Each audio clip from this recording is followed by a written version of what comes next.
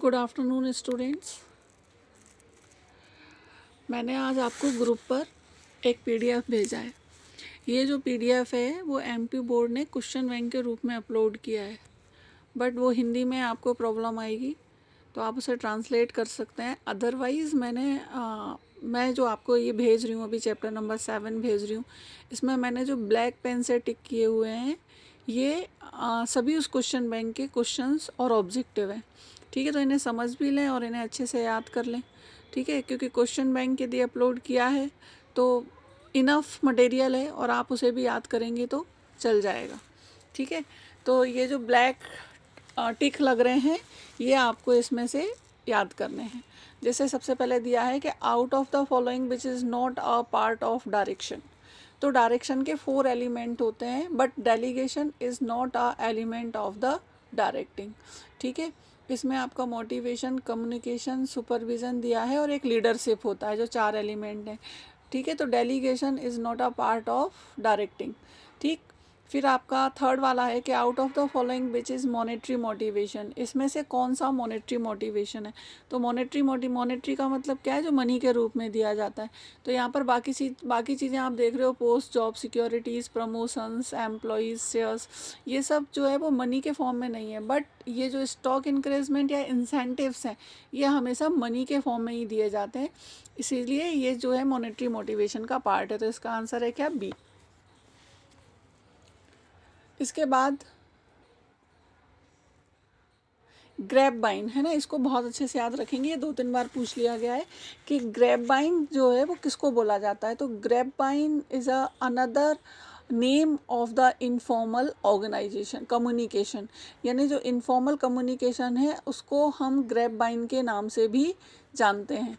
ठीक है, तो ये इसका आंसर है इनफॉर्मल कम्युनिकेशन, और इसको बेटा ध्यान रखना है बहुत अच्छे से। ठीक है, क्योंकि ये पूछा जा सकता है और कई बार पूछा भी गया है। ठीक, फिर उसके बाद है आपके कि डायरेक्शन स्टार्ट्स फ्रॉम, डायरेक्शन जो है वो कहाँ से स्टार्ट होते हैं? तो टॉप लेवल से। डायरेक्शन कहाँ से किया जाता है? टॉप लेवल से। ठीक है, उसके बाद है when a manager is converted into a normal understanding communication format, it is known as.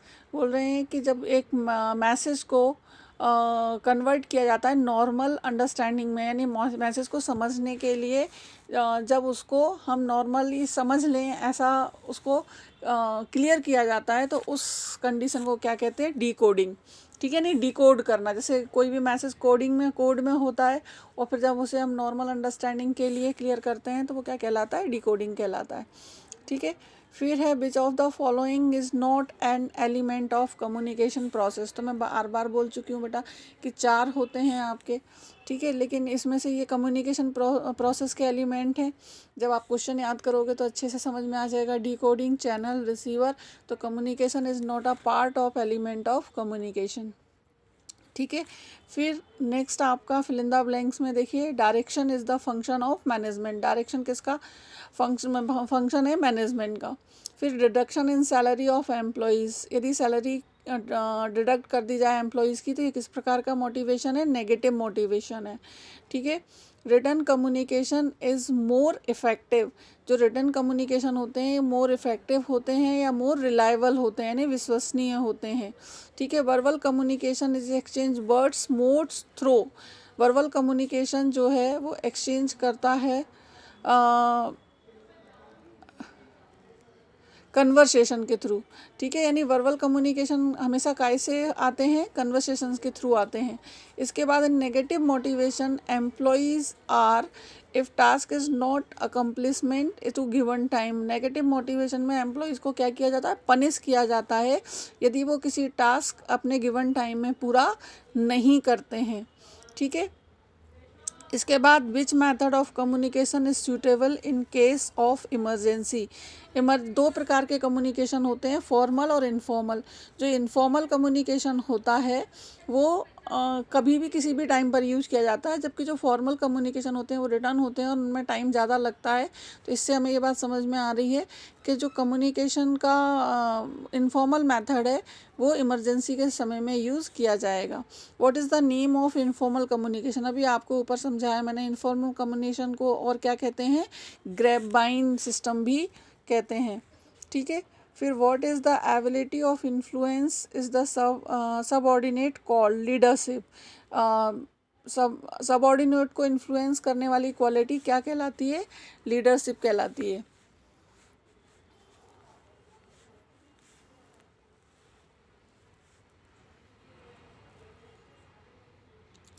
Give 4 example of incentives.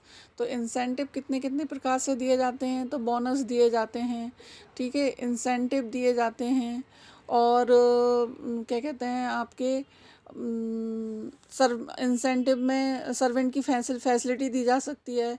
Education of children's, मतलब कार, फीस, जो कंपनीज अपने एम्प्लॉयज़ को मनी के रूप में ना देकर फैसिलिटी के रूप में प्रोवाइड करती हैं। ठीक है।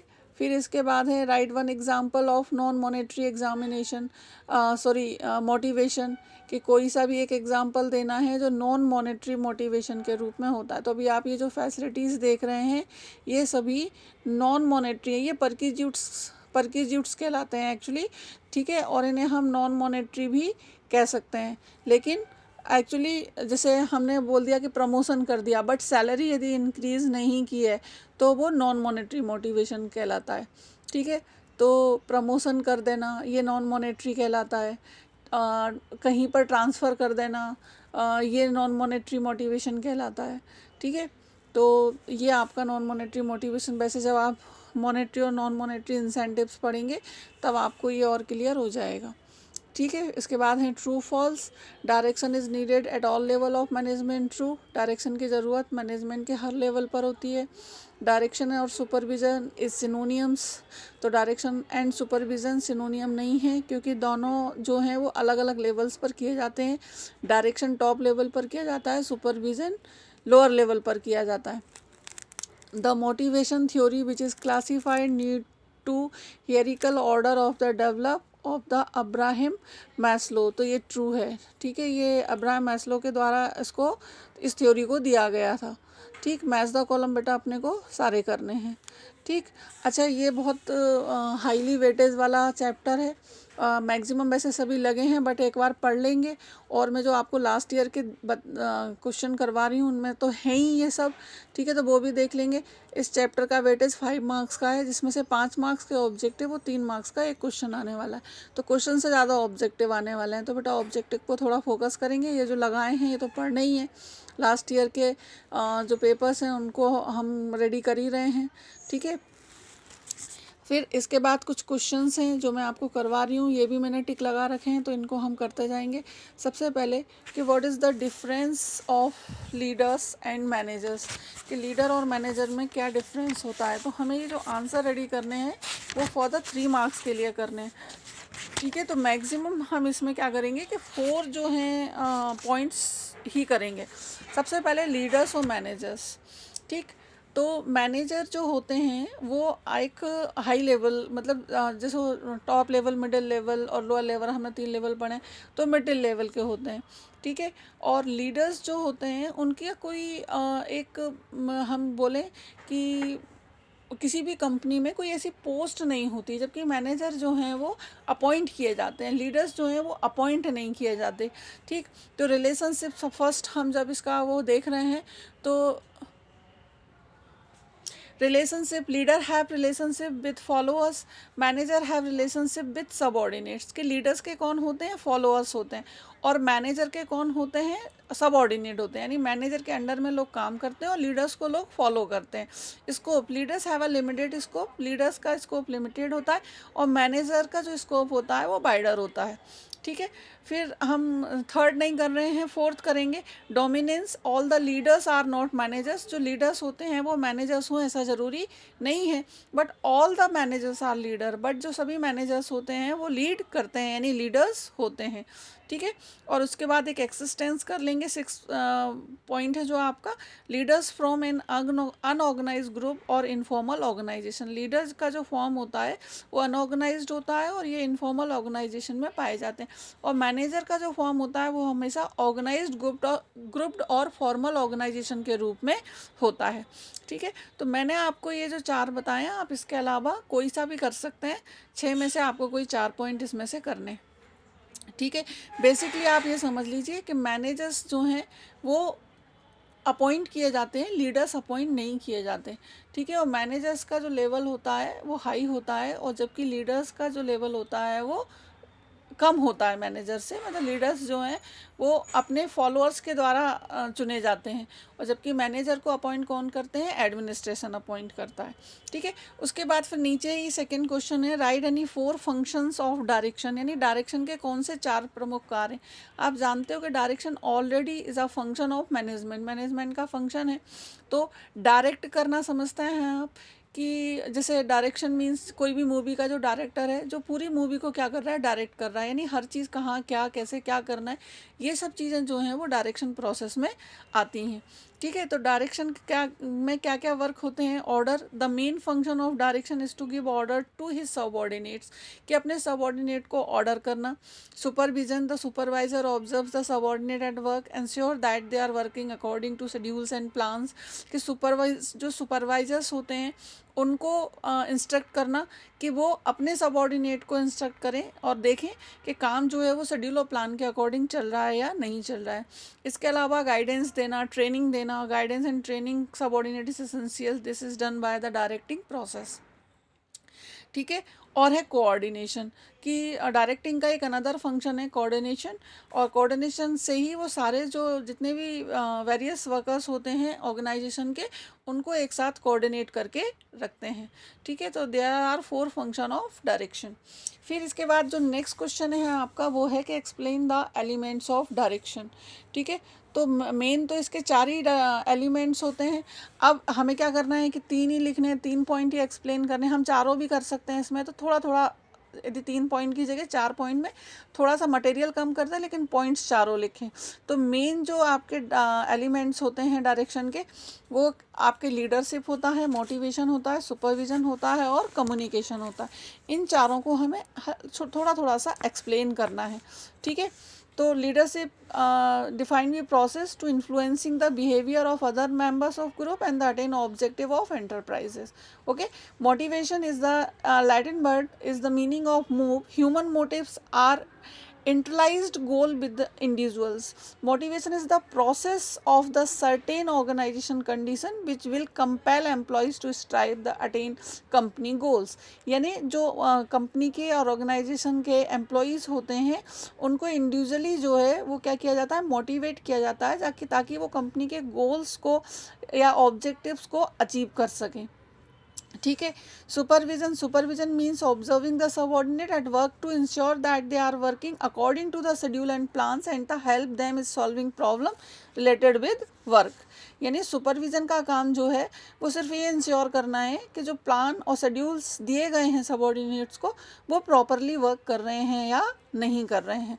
ठीक है। और उस वर्क से रिलेटेड जो भी प्रॉब्लम है उनको सॉल्व करना भी सुपरवाइजरी वर्क में आता है।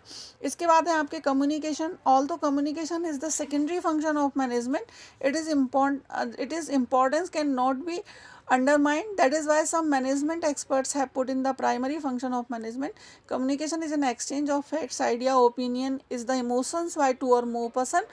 Coordination also consists of the qualities of direction. बोल रहे हैं कम्युनिकेशन जो है वो सेकेंडरी फंक्शन ऑफ मैनेजमेंट है, लेकिन कुछ एक्सपर्ट उसकी इम्पोर्टेंस को देखते हुए उसे प्राइमरी फंक्शन ऑफ मैनेजमेंट भी मानते हैं। वो कहते हैं कि ये प्राइमरी फंक्शन ही होना चाहिए, क्योंकि विदाउट एक स्मूथ कम्युनिकेशन के कोई भी जो बिजनेस है, एंटरप्राइजेज है, वो जो है वो रन नहीं कर सकता। ठीक है। कम्युनिकेशन क्या है, अपने जो फैक्ट्स हैं, आइडियाज़ हैं, ओपिनियन हैं, इमोशंस हैं, वो 2 या 2 से अधिक व्यक्तियों के बीच में उसको एक्सचेंज करना कम्युनिकेशन कहलाता है। और विदाउट कम्युनिकेशन कम्युनिकेशन कोई भी ऑर्गेनाइजेशन रन नहीं कर सकता.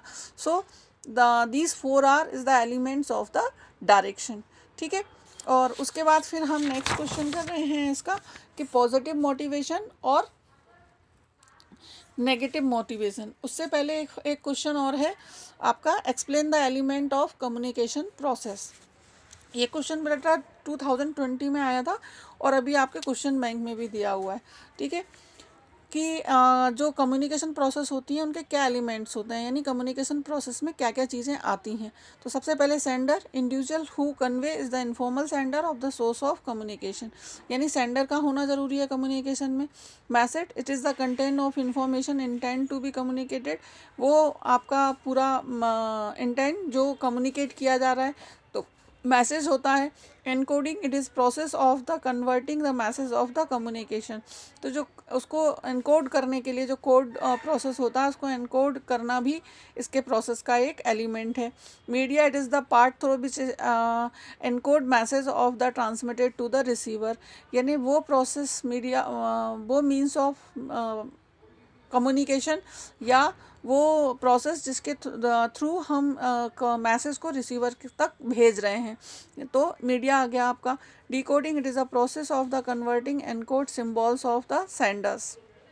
Receiver, the person who receives communication message of the sender, तो सेंडर और रिसीवर दोनों ही होने चाहिए. एक मैसेज होना चाहिए, एक मीन्स ऑफ कम्युनिकेशन यानी मीडिया होना चाहिए, एनकोडिंग होना चाहिए. Feedback, information is given by receiver to indicate the understanding of the information.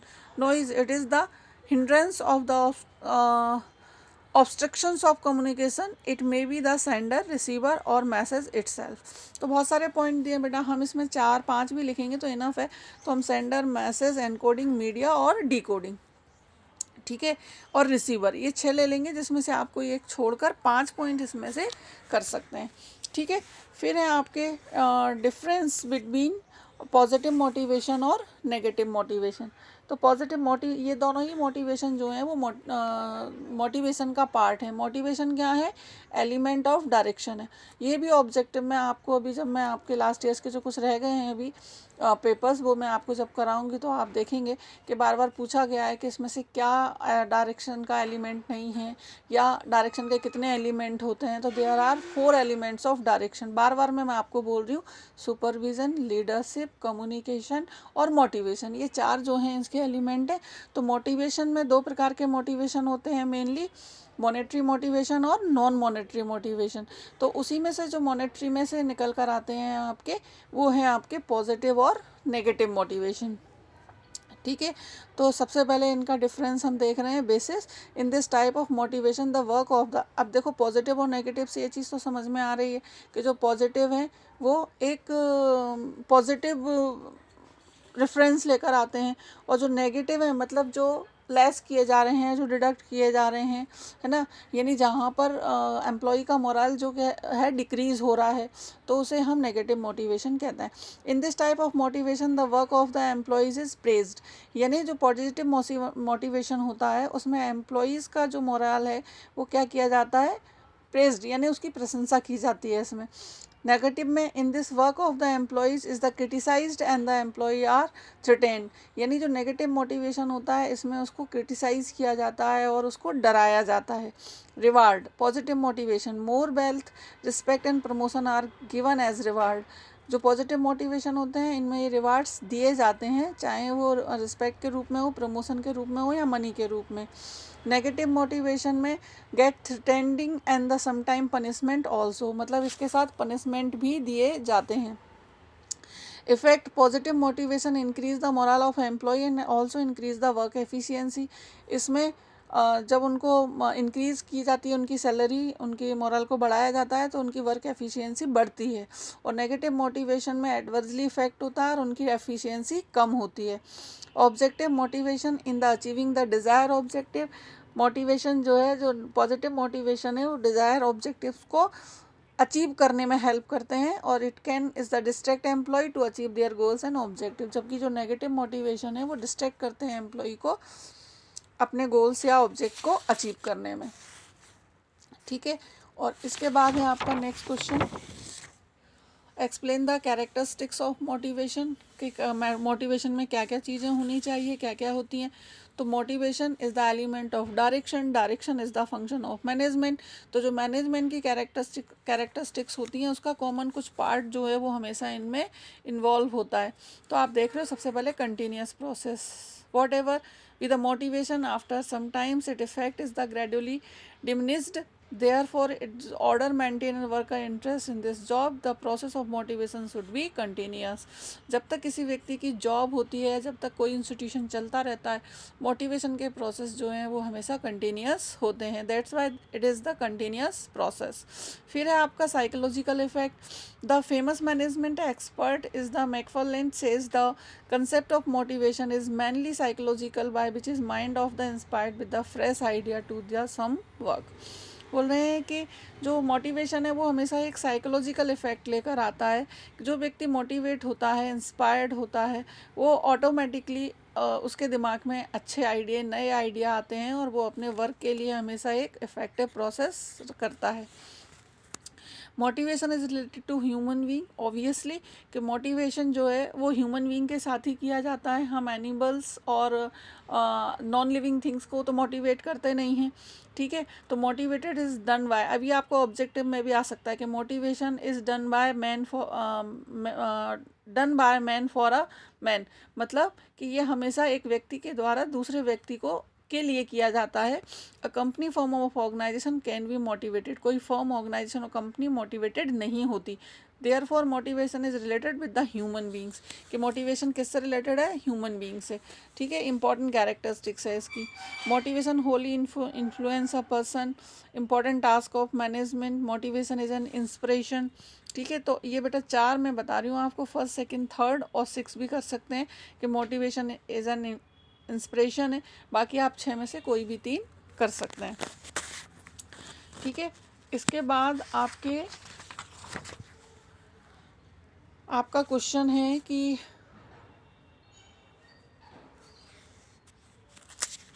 Formal और इनफॉर्मल कम्युनिकेशन में डिफरेंस, और उसके बाद है what are the essential qualities of good leader, ठीक है।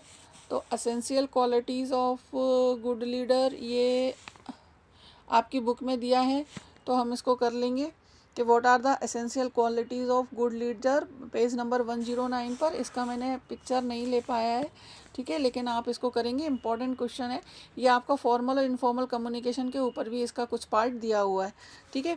तो और काफ़ी इंपॉर्टेंट क्वेश्चन है बेटा, तो इसको करना है। What are the essential qualities of good leader, या discuss any 4 qualities of good leader, एक अच्छे लीडर में क्या क्वालिटीज़ होनी चाहिए, ठीक है। तो सबसे पहले कि intelligent, this is one of the most important quality of a leader. He should be the intelligence enough to find out the problem and suggest the solution, ठीक है। कि एक गुड लीडर को इंटेलिजेंट होना चाहिए, और इंटेलिजेंट होने के साथ साथ उसमें ये चीज़ होनी चाहिए कि वो प्रॉब्लम को फाइंड आउट करे और उसके लिए सॉल्यूशन जो है वो निकाल के लेकर आए। फिर attractive personality, leaders should be have such type of personality so that is the followers and subordinate should get attract towards him, his work is behaviour should be attract the followers. कि एक leader की personality हमेशा ऐसी होनी चाहिए कि उसके subordinate उसको फॉलो करें और उसकी पर्सनैलिटी के साथ अट्रैक्ट हों, ठीक है। फिर है self confidence, and effective of good leader should be strong will power and self confidence to lead the followers. ये एक इसकी इंपॉर्टेंट क्वालिटी है कि सेल्फ कॉन्फिडेंस होना। सेल्फ कॉन्फिडेंस होने से क्या होगा, उसका विल पावर जो है वो स्ट्रॉन्ग होगा और वो अपने फॉलोअर्स को अच्छे से लीड कर सकता है, ठीक है। उसके बाद ऑनेस्ट होना भी एक गुड क्वालिटी है। Leader should always work with the honesty, because of they are not performing the work honesty then is going to effect the reputation and the followers will not support the leaders, ठीक है। कि यदि leader में ही honesty नहीं होगी और वो honesty के साथ काम नहीं करेगा तो उसकी रेपुटेशन हमेशा अपने फॉलोअर्स के लिए ख़राब होगी, ठीक है। फॉरवर्ड लुकिंग हम ये भी ले सकते हैं कि हमेशा जो उसका विज़न है वो हमेशा क्या होना चाहिए, forward looking. A good leader should always be forward looking, he should make the plans after studying the previous plan, future plan are made, he should have the quality of forecasting, ठीक है। तो बेटा ये 5 आपको मैंने बता दिए, आप इसमें से कोई भी 4 जो हैं वो कर सकते हैं, ठीक है। और 4 तो करना ही है 3 मार्क्स के लिए। उसके बाद है आपका लास्ट क्वेश्चन कि डिफरेंस बिटवीन फॉर्मल कम्युनिकेशन और इनफॉर्मल कम्युनिकेशन। तो फॉर्मल कम्युनिकेशन, इनफॉर्मल कम्युनिकेशन, अभी मैंने आपको बताया था कि कम्युनिकेशन के 2 तरीके होते हैं, एक फॉर्मल और इनफॉर्मल। फॉर्मल और इनफॉर्मल का मतलब ये होता है कि जो सिस्टमेटिक तरीके से होता है वो फिर फॉर्मल होता है, और जो सिस्टमेटिक तरीके से नहीं होता वो इनफॉर्मल होता है। तो जनरली जो जितने भी बड़ी बड़ी कंपनीज़ और गवर्नमेंट इंस्टीट्यूशंस होते हैं वहाँ हमेशा फॉर्मल कम्युनिकेशन का यूज़ किया जाता है। इनफॉर्मल कम्युनिकेशन जो है अपनी सुविधा के अनुसार कर लिए जाते हैं, यानी जहाँ पर भी इमरजेंसी होती है, जहाँ पर भी स्पीड की ज़रूरत होती है, जहाँ पर फास्ट डिसीजन चाहिए होते हैं, वहाँ जनरली इनफॉर्मल कम्युनिकेशन यूज़ किए जाते हैं। तो हम इसी के बेसिस पर डिफरेंस पढ़ रहे हैं कि medium, there are a fixed medium और वे ऑफ फॉर्मल कम्युनिकेशन। जो फॉर्मल कम्युनिकेशन होता है उसका फिक्स्ड मीडियम होता है, फिक्स्ड तरीका होता है करने का, जबकि इनफॉर्मल कम्युनिकेशन का there are no fix medium और way of informal communication. Flow of information, the flow और orderly flow to information to top to bottom. जो फॉर्मल कम्युनिकेशन होते हैं उनका फ्लो ऑफ इंफॉर्मेशन हमेशा टॉप टू बॉटम होता है। The flow of information is zig zag, है ना, डाउनवर्ड, और it can be flow anywhere. इनका इन्फॉर्मेशन जिग जैग होता है, ये कभी भी आगे पीछे भी हो सकते हैं, या इनका फ्लो कहीं भी कैसे भी हो सकता है। System, it is a fix system, it is not a fix system. ये वाला नहीं लेंगे हम, फर्स्ट और सेकंड अच्छा है। फिर reliability, this communication is reliable. Formal communication reliable यानी विश्वसनीय है, क्योंकि ये हमेशा रिटर्न में होते हैं, जबकि इनफॉर्मल कम्युनिकेशन वर्बल भी होते हैं, रिटर्न भी होते हैं, बट जनरली ये वर्बल होते हैं, इसीलिए ये कंपैरेटिवली कम रिलायबल होते हैं, यानी this type of communication is not reliable, ठीक है। Responsibilities, this right and duties are clearly assign and fixed. Formal communication में ड्यूटीज़ और राइट्स जो हैं वो क्लियरली असाइन होते हैं, और यहाँ पर डिफ़िकल्ट होता है रिस्पॉन्सिबिलिटीज़ फिक्स करना, ठीक है। Time, it is slow communication, it is fast, ये तो हमें समझ में आ ही रहा है क्योंकि रिटर्न है और वो वर्बल है तो वो फास्ट होगा। फॉर्म, ये रिटर्न फॉर्म में होते हैं, ये वर्बल फॉर्म में होते हैं, ठीक है। और ड्यूमर्स, इट डज़ नॉट, ये ड्यूमर्स वाला याद रखेंगे, अभी आपको ऑब्जेक्टिव में भी है कि कौन से जो कम्युनिकेशन है वो ड्यूमर्स फैलाते हैं, मतलब जिनसे अफवाहें फैलती हैं। तो वर्बल कम्युनिकेशन होता है जिसे हम इनफॉर्मल कम्युनिकेशन भी कहते हैं। It does not lead to rumours, it often lead to rumours, ठीक है। र्यूमर्स मीन्स अफवाहें, ठीक। तो ये आपको ऑब्जेक्टिव में भी है, काफ़ी चीज़ें पढ़ने से ऑब्जेक्टिव यूँ भी क्लियर हो जाते हैं, और ऑब्जेक्टिव पर तो बेटा अपने को विशेष ध्यान रखना भी है, और इस चैप्टर से वैसे भी अपने को 5 मार्क्स के ऑब्जेक्टिव आ रहे हैं। तो मेनली जो आपके क्वेश्चन बैंक में दिए हैं, और ये इम्पॉर्टेंट क्वेश्चन भी हैं, तो आप इनको तो करेंगे ही जो मैंने आपको करा दिए हैं अभी, ठीक है। बाकी क्वेश्चन बैंक में फिर हम नेक्स्ट लेक्चर में आपका नेक्स्ट चैप्टर यानी 8 कंट्रोलिंग वाला चैप्टर करेंगे। या फिर जिन बच्चों को ये क्वेश्चन बैंक के क्वेश्चंस लेने हैं, तो मैंने अपनी जो मेरे पास परीक्षा बोर्ड है उसमें क्वेश्चन बैंक के सारे ऑब्जेक्टिव मैक्सिमम और क्वेश्चन टिक लगा लिए हैं, तो वो स्कूल आकर ये अपनी बुक में ये आकर लगा सकते हैं, ठीक है।